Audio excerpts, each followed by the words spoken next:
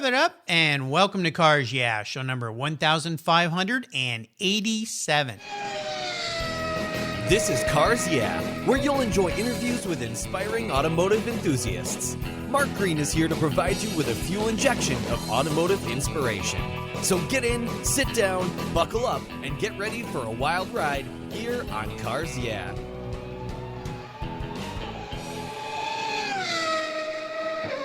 Hello, inspiring automotive enthusiasts, and welcome to Cars Yeah. I'm revved up and so excited to share with you today a very special guest, Marc Methot. He's calling in from Thunder Bay, Ontario, Canada. Appropriate, because we're going to be talking a little bit about some hot rod stuff today. Marc Methot is the editor-in-chief of Cartoons magazine, a title that began in 1959 as an American publication that focused on automotive humor and the rat rod world. Those of you who are as old as me will remember that fun publication. It was published by the great Robert E. Peterson starting in 1960, and then in the 1990s, the publication was closed. But back in 2015, Marc purchased the title and has resurrected, or we'll say restored, since we're talking about cars here, the classic to today's generation to entertain and inspire hot rod enthusiasts in the hobby. Marc has worked in the automotive industry as an airbrusher, a window tinter, a mechanic, and he worked on bi-level train cars and subway cars for years. We'll be back in a minute to talk to Marc about what he's doing these days, but first, a word from our valued sponsors that make this show possible, so sit tight. We're going to be right back. When it comes to your vehicles, things can get a little messy. Rain, snow, salt, mud, dirt, and everything Mother Nature comes up with can hurt the finish of your vehicles, both inside and out, like that bird on the branch up above your car. I'm not worried, though, because I've used Covercraft products on my ride since 1975. That's right, since 1975. Today, Covercraft offers you a total solution for vehicle protection. They make the best fitting, finest made car covers in the world and offer a wide variety of materials, colors, and options that protect your paint and the interior, whether your car is inside or outside.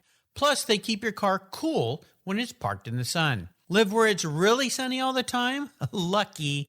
Covercraft covers and sunscreens are the best. If you've got pets, messy kids, messy in-laws, just plain messy friends, Covercraft seat covers are the perfect fit and perfect solution for keeping your seats looking new. They're easy on, easy off, and they're easy to wash too. And don't forget Covercraft's custom fit floor mats and trunk liners. Plus, they're very handy seat back organizers. They are must-haves for all your vehicles. Your car, your truck, your van, or whatever you drive will say thank you. And I've got a deal for you. If you use the code YEAH120, that's YEAH 120, at covercraft.com, you can get 10% off your Covercraft order. Just go to covercraft.com, check out all the products they have to protect your vehicles, use the code YEAH120 at checkout, and get that 10% discount. That's covercraft.com and use YEAH120 at checkout. Covercraft, they've got you covered. The 4th annual Saratoga Motor Car Auction will take place on Friday, September 18th and Saturday, September 19th. It will be held at the Saratoga Performing Arts Center in the beautiful Saratoga Spa State Park, located in upstate New York. Presented by the Saratoga Automobile Museum, a not-for-profit institution, this live event continues to be the premier collector car auction for the northeastern United States. Proceeds from the auctions help support the museum's educational programs and exhibits that engage, educate, and inspire the automotive community. To consign your vehicle, view current inventory, and register to bid, visit SaratogaMotorCarAuctions.org. There you can learn how finance partner JJ Best Bank and insurer partner Haggerty can help put you in your dream vehicle. That's SaratogaMotorCarAuctions.org.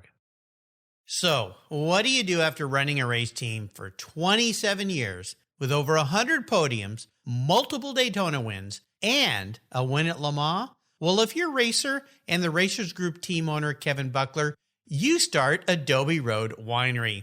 It's located in Petaluma, California, and he and his team have created a winning combination with the Racing Series, 4 ultra-premium red wine blends that are in a class of their own. Like racing, these wines comprise of art, precision, engineering, science, wrapped in a whole lot of fun. You can choose from 4 blends titled Redline, Apex, Shift, and the 24. Today, I'm going to talk about Shift. This wine was awarded 93 points by Robert Parker's Wine Advocate. It's balanced and spicy with dark blueberries and a cigar aroma. The unique bottle shape features a vintage-inspired metal gated shift back with carbon fiber, and the cork is topped with a 5-speed shift knob. That's right. There's going to be some battles at the dinner table on who gets to keep the cork after this bottle has been enjoyed. The Racing Series is a delicious gift for the automotive enthusiast in your life. And I've got a deal for you. If you use the code CARSYEAH, all one word in caps, at checkout, you get $10 off any purchase of the wines from the Racing Series. Your wine ships promptly and arrives quickly right at your door. Use the code CARSYEAH at checkout and get $10 off your purchase from the Racing Series today. There's always a seat at the table for excellence with the Racing Series. Go to adoberoadwines.com and use the code CARSYEAH today. Cheers. Hey, Marc, welcome to Cars Yeah. Are you buckled up and ready for a fun ride? Absolutely. Thanks for having me. Well, of course, and a shout out to our mutual buddy, Terry Wilson, who connected us here today. He was a past guest here on Cars Yeah. Great guy, great connector, great human being. So thank you very much for that. All right, as we jump into things, though, I want you to tell me one little thing that most people don't know about you, Marc. Probably one thing that people don't know about me is I've been a car enthusiast since birth. My father, me growing up, he had a 1940 Ford Coupe, and my whole life I experienced going to car shows and rod runs and that. Yeah. And with my artistic talents, which I found out that I love to draw in that, I got into airbrushing. And as I got older, that was something that I used to do when the jobs came up, more graphic design than mural stuff. Uh-huh. And then I got into window tinting, and I did that for 14 years. Wow. And you can say I pretty much tinted everything and anything you could think of, from airplanes to trains to every car possible. And I even got into custom window tinting, where if somebody wanted full graphics cut out of their tint or flames and that. So I did a lot of that for 14 whole years. Yeah. And then after that, I got into working at a local plant where they worked on subway cars and bi-level train cars. Oh, my gosh. Yeah. And then after that, I got into publishing is what I'm doing today. Well, you've had a bit of an eclectic life, but obviously a creative life. I think that's pretty darn cool. You must be the master tinter is what we'll call you here today. Doing that for that long, you really get skilled in that. And boy, those of us who've seen a bad tint job know it does take skill to do that. I tried to tint my windows when I was in high school, and I couldn't do it. I had to have somebody else do it. Every time I did it, it would just turn out to be a mess. So it definitely takes some seat time and some very good skills. Well, let's start with a success quote or a mantra, some kind of saying that perhaps has been instrumental in forming your life. I like to say it's a great way to get the inspirational tire smoking a little bit here on Cars Yeah, since we're talking about hot rods. So Marc, grab the wheel. Well, when I hear a lot about people giving their advice saying that if you want to succeed in life, you just have to work hard. And I think that's only a portion of the advice that people really need to hear. Mm-hmm. And I think the biggest thing is to succeed in life, you must accept failure and never give up. Because I think that's the biggest part is no matter what you're doing, you're going to get failure, you're going to get obstacles. And some people they'll quit and not pursue. And those who stick with it and keep going, then success is around the corner. So, yeah, this is an important topic. In fact, it's so important. It's going to be one of the questions I'm going to ask you. And we're going to dive into that failure challenge question we always have here on Cars Yeah. But what I want to talk about first, though, is perhaps how have you implemented that concept and into what you're doing now? And also, what inspired you to acquire the title of Cartoons? I grew up, I'm older than you, so I grew up way back when. I remember having cartoons, but I always remember the old Mad magazines. And I remember these, you probably know what I'm talking about, these baseball cards that had these drawings that were kind of like the Rat-Fink type style stuff on them. You'd get them with bubble gum and we'd trade them and everything. And they were stickers and you could put them on your bikes and so forth. But What inspired you to jump into this publication and bring back cartoons to all of us that love that old genre? Well, I was pure of luck because I had got injured at work and I was off on leave because of my injury. And I had came across basically a broker website for all trademarks, past, present, and if you wanted to file your own fresh, new existing trademark. And they have a full database on there. You could search anything that exists and it would tell you that if it's owned by somebody or if it's been abandoned. And if it's been abandoned, then it's available to file for. And to try and make a long story short, when I was on there, I came across the trademark for mask. And I don't know if you remember back in the 80s, there was a toy line called Mask. I don't remember that, but I wasn't really a kid in the 80s, so that's probably why. Well, it was extremely popular in the 80s, and there were model-size vehicles that transformed into like military fighting weapons. And they came with these little figures, and you put masks on them. They even had a cartoon back then. That's how big it was. Wow. So I filed for that and then found out that I was 4 days too late. Oh, no. And they told me that my money that I invested in was credited for something else. So I went on a full nostalgic search and I came up across Cartoons magazine, which I read when I was a kid, and it was abandoned for 4 months. So I used my credit and applied for that, and then I got it. Then I had to go through the whole process to get it all finalized, and which took about a good 6 months.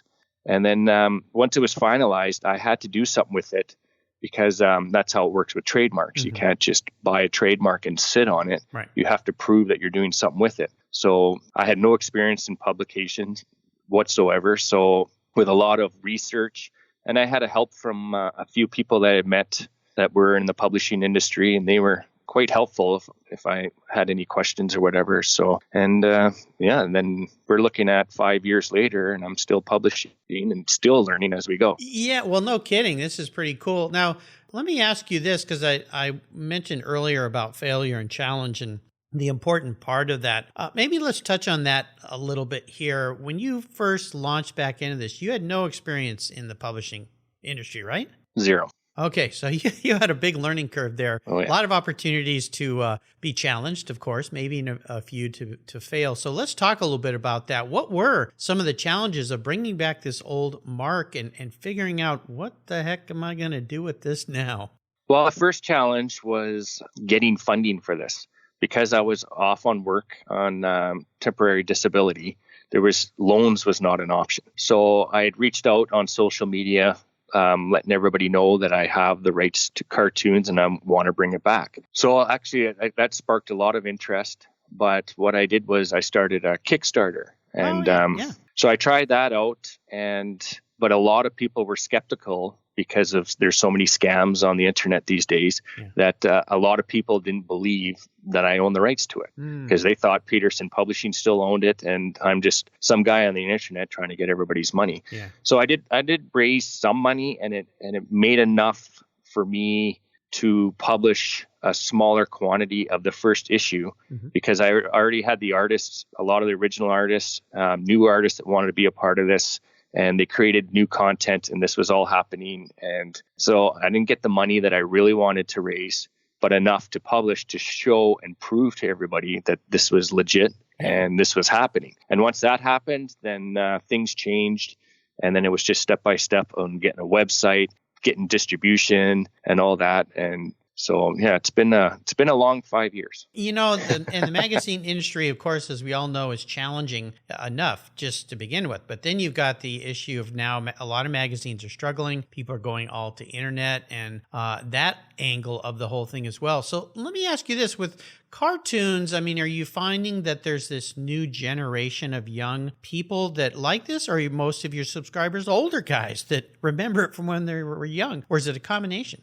It's a combination of both. Of course, there's more of those who read it years ago. Yeah. I would have to say the age range that would remember cartoons is about ages 35 and up. And a lot of those guys that have children or grandchildren, and they're getting their kids into it. So it's starting to expand with the younger generation, which is great. And the difference between cartoons and your typical magazine is cartoons is like more of a comic book than an actual magazine. And it seems that people want to have copy in their hand. They want to collect it. They want to have every issue. They want to put it away, then compared to something else where they would just read it and throw it out. Yeah. So I've noticed a way higher percentage of people buying and subscribing would rather have the print than digital, even though I have both options available on my website. Well, that's pretty interesting and plays to that idea that you've got some older readers out there as well, which is actually probably good from an advertising standpoint because they've got some money versus kids, which typically don't have a lot of money to spend. I think back to the old Mad magazines and the cartoons and things that I read as a kid. I can't even remember if there were any advertisements in those, except for those sea monkeys on the back inside page that you could buy that turned out to be just kind of like dried up shrimp or something. I don't know what those things were, but they didn't look like monkeys to me. It was like the x-ray glasses that you could get and you go, well, I can't see through the wall. Who came up with this crazy idea? So, yeah, a bunch of scams back then. Well, I think it's pretty darn cool. Now, you mentioned the artists. So have you pulled up some of the old artists that are now contributing again, as well as new ones? Actually, I have quite a bit of old artists. When they found out that I was bringing cartoons back, they definitely wanted to be a part of it, and most of them are. Good example, we have George Trosley. Everybody recognizes his work with the characters Crass and Bernie, which they've just been introduced back into cartoons recently. And he also does the how to draws. A lot of people remember that. A lot of people have learned how to draw because of George Trosley's how to draws. And then we have others like Steve Austin, Bob Harding, Joe Boyer, and the list goes on. And then we have a lot of new artists that have proved that they do amazing work with great storytelling. And when they were kids growing up reading cartoons, and their dream would be to be writing for cartoons, which a lot of them are today. So yeah, is it all basically like what the old magazine, or is there some new trends within the new cartoons? Well, I try to keep it as nostalgic as possible. The old cartoons was all black and white comic strips. So I try keeping that. We use a better paper quality. I try to cover everything in the automotive industry. So you'll see a lot of all different types of car cultures, more older than new, but you will see new stuff in there. I try to cover everything that even we have celebrity guests that are from TV shows, automotive related TV shows and that. Anything to do with automotive, we try and cover all basics of it. So very cool. Well, It's so cool that you brought this back. And, everything old is new again is that old saying. And I think this is pretty fantastic. And to get a whole new generation of young kids excited about hot rods and the fun nostalgia of cartoons. I just used to love that kind of stuff. Well, I love the fact that you brought this back. Let's take a short break, thank our sponsors again here, and we'll be right back to talk a little bit more about your personal passion for cars and hot rods and all that. So sit tight. My favorite collector car magazine is Keith Martin's Sports Car Market. I've been a subscriber for decades. Sports Car Market is the Wall Street Journal for enthusiasts and collectors. It's your monthly must-read, whether you dream of owning a collector car, maybe you have 2, or maybe you've got 200. Sports Car Market has been around for 31 years, and it's filled with valuable articles, intelligent write-ups, and the latest auction sales. Go to sportscarmarket.com and subscribe today. And don't miss my weekly podcast with Keith Martin titled Buy, Sell, Hold. It's the essence of collecting. We talk to the movers and shakers in the collector car world. Here's a couple deals I have for you just for listening here on Cars Yeah. If you use the checkout code Cars Yeah, you'll receive a 50% discount on your digital subscription at Sports Car Market. That's an exclusive offer from Cars Yeah. And guess what? Here's another deal. If you'd like to get the actual magazine, use the code BSH for Buy, Sell, Hold. That's code BSH, and you'll get $10 off your annual print subscription. That's right, $10 off. Both of these are exclusive offers here at Cars Yeah for Sports Car Market Magazine. Just go to sportscarmarket.com and get your deals today. Let's take a pit stop from the conversation and talk about my charity of choice here at Cars Yeah, America's Automotive Trust. America's Automotive Trust is a group of like-minded nonprofits working together to preserve and promote car culture across the country. Together, they provide scholarships and grants to aspiring technicians and restoration artists. They provide youth education programs and bring communities together through auto-related events, car shows, and drives. One of those nonprofits is very near and dear to my heart because it's right down the road from the Cars Yeah headquarters. It's the LeMay America's Car Museum in Tacoma, Washington. One of the world's truly great automobile collections and one of those must-see bucket list destinations for car people like you and me. If you haven't seen it, I hope you make a trip soon. And if you have seen it, it's probably time to visit again. To learn more about this fantastic museum, go to www.americascarmuseum.org. And while you're there, you can donate to help them keep their engines running. That's www.americascarmuseum.org. All right, Marc, we're back. I'd love to have you share a little bit more in depth this passion that you have for cars. You talked about growing up with a dad who was a hot rod guy, car guy. I mean, it's already in your blood a little bit here. But is there a pivotal moment in your life when you knew, you know what, like my dad, I'm a car guy too? I'd have to say since I started walking and talking, because my whole life growing up, I was at every car show and rod run all across the country and in the States and that. So it was definitely in my blood, and I loved drawing cars all my whole life. And it seemed I went through stages growing up that my car culture interest always had changed. My first car I ever owned was a 1980 Thunderbird, and I'd put chrome Craig rims on it and the white walls and tinted it and, made it my own personal car. If I drew by, people knew who I was. And then I got into the mini truck scene where I had an 86 Safari panel van, which I'd lowered and airbrushed all graphic and did all that. And then I got into the import scene, and this is way before Fast and the Furious had launched. Uh-huh.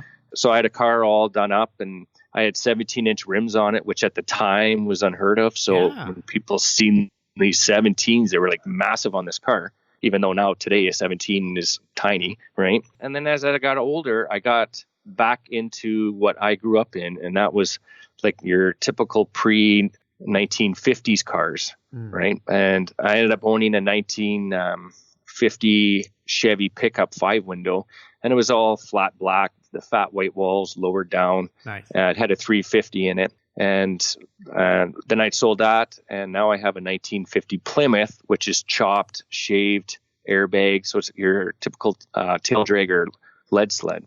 And that's my baby today. So yeah, no kidding. Well, let me ask you this. You being an artist, do you contribute and do anything in the Cartoons magazine?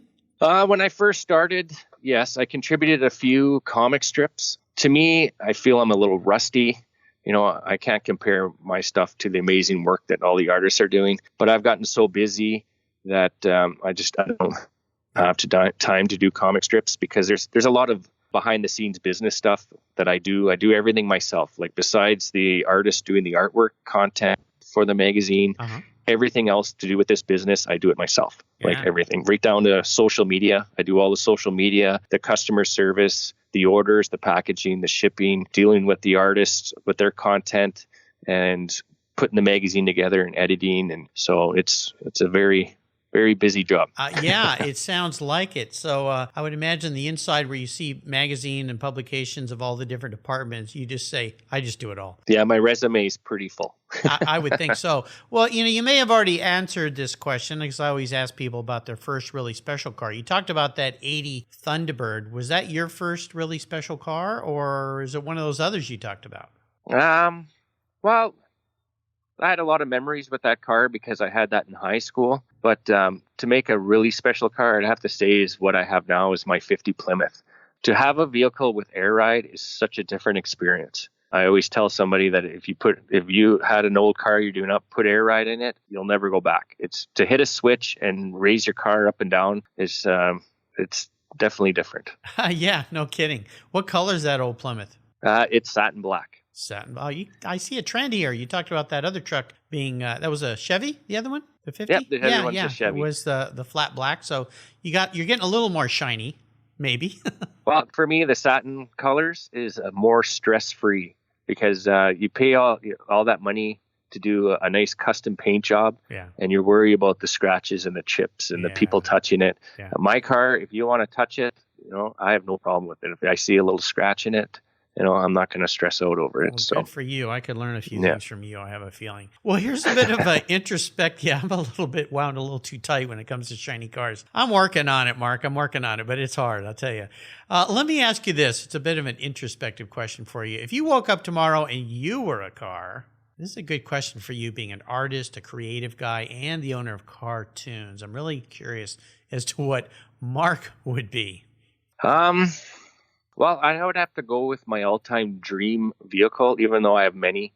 If money was an object for me, I would have a garage full of custom cars from all car cultures. But I think my all-time favorite car, which hopefully one day I'll be able to afford to get one and build, is a 1940 Lincoln Zephyr 3-window.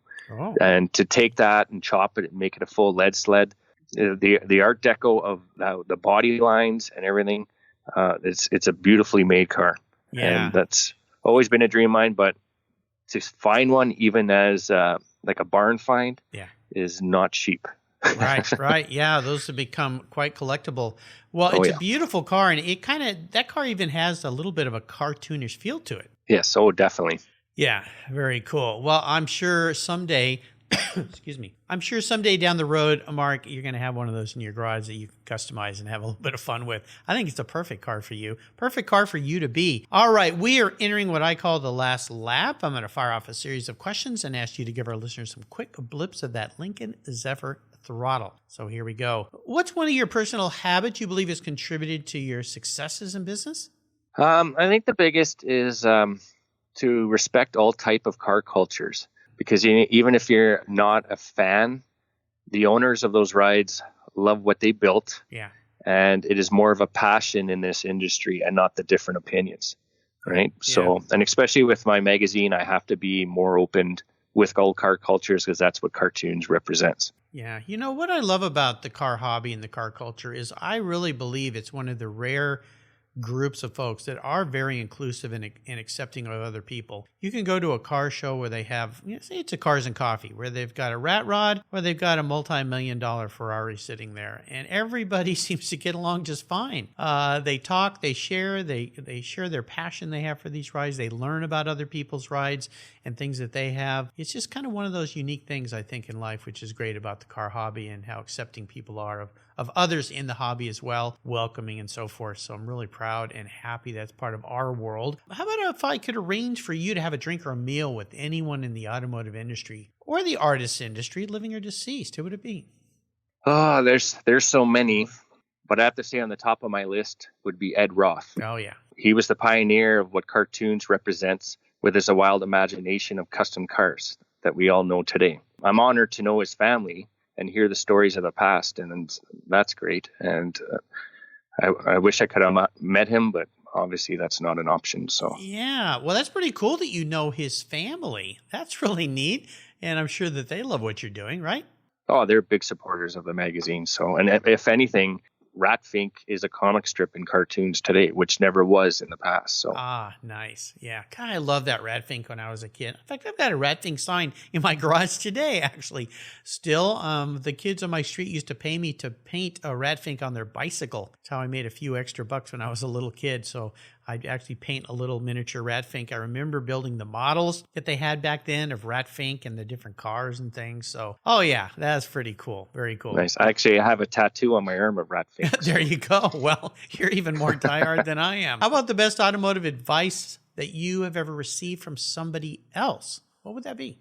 I'd have to say that if I'm at a car show and I approach a car and the build doesn't meet my opinion and taste, that to still respect the person that built it and give them a compliment on it because of the hard work that they put into it. You know, like if it puts a smile on their face of that vehicle that they built and drive, and that's what's most important, even though like it's not my type of taste of vehicle, you know, you still respect what they have done and what they enjoy doing. So how about a great resource for people? Is there one that's a go-to for you? Well, I'd have to say the best source for my livelihood, my business, is our actual website, which is it's cartoonsmag.com. And on there, you can see the bios on our artists. And you can, if you wanted to purchase some swag, shirts, we have stickers, posters. We even have every back issue that's ever been printed up to date. Wow. Available if you wanted to get every copy and be caught up. We have subscriptions from print and to digital. If you order a print subscription, you get the digital for free. So you get the best of both worlds. There you go. And and it's all available on our website. And then we have our social media pages on Facebook, Instagram, LinkedIn, and Twitter. And simply all you have to do is search Cartoons Magazine on any of those platforms, and you'll definitely find us. Very nice. I'll make sure I put a link to that on Marc's show notes page on the Cars Yeah website. Marc is spelled with a C. Unlike me, I'm spelled with a K, so it's M-A-R-C. His last name is M-E-T-H-O-T. Methot. All right. How about a book? Is there a book that you've read that you think our listeners would enjoy reading as well? You know what? Honestly, I've never really got into books reading growing up. I probably should have, but I never did. I was more into your superhero comics, Mad Magazine, Crack Magazine, and of course, cartoons. Yeah. So I have to say, your number one book to read would be Cartoons Magazine. I got to say that. There you go. You're a good promoter. I love it. All right, Marc, we're up to the checkered flag, and this last question can be a bit of a doozy. I'm going to buy you a very cool collector car. And you mentioned a dream car earlier. That might be what you want. Or there could be something else out there that kind of makes you get a little bit excited. But here's the rules to this game is you can't sell it to buy a bunch of other cars with. I want you to enjoy it, and that means drive it. So no garage queens or show cars here. I want you to get out and have some fun. If you want to drive your show car in the street, more power to you. But it's the only collector car that you can have. So what's it going to be? Well, normally I would say my 40 Lincoln Zephyr, but I'm going to switch it up, and I would have to go with sentimental value. Okay. And it would be a 1940 Ford Opera Coupe. And that's because I grew up with one, as my father owned one. Yeah. He had built it before I was even born, and he still has it today. Oh, wow. So, yeah. So it's been in the family for over 43 years. I have a feeling that might be your car someday then, right? Well, you never know. Possible. I hope and, so. If you really look at the details and the body lines of a 40 Ford or even a 39 is pretty similar. They are a beautifully designed car. Yeah. So very cool.